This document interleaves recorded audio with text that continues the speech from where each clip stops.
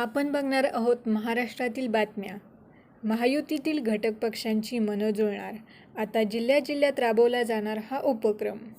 भाजप, शिंदेसेना आणि अजित पवार राष्ट्रवादी काँग्रेस सत्तेत तर एकत्र आहेत, ती एकी आता जनतेच्या मनात पोचावी यासाठी जानेवारी महिन्यापासून एकत्र सभा तसेच संमेलने आयोजित होणार आहेत. कार्यकर्त्यांचे आपापसात मनोमिलन घडवून आणणे आवश्यक आहे. लोकसभेतील यशाचा मार्ग एकीतून जातो असेही ठरले. त्यानुसार महायुतीच्या एकत्रित सभा आयोजित करण्यात येणार आहेत. उपमुख्यमंत्री देवेंद्र फडणवीस यांची आशीर्वाद यात्रा जानेवारीत सुरू होणार होती.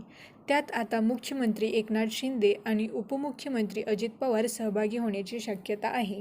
आज समन्वय समितीच्या बैठकीत पंतप्रधान नरेंद्र मोदींचे भारताला बलशाली करणारे विकासकाम हेच आगामी काळातल्या प्रचाराचे धोरण असेल असे ठरवण्यात आले आहे.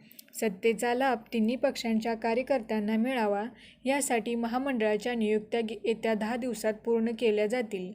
50, 25, 25 असे जागा वाटपांचे सूत्र प्रस्तावित होते. त्याबद्दल वाद न घालता निर्णय घेण्याचे निश्चित झाले आहे. विधिमंडळ समितीवरील नियुक्त्याही आता घोषित होतील.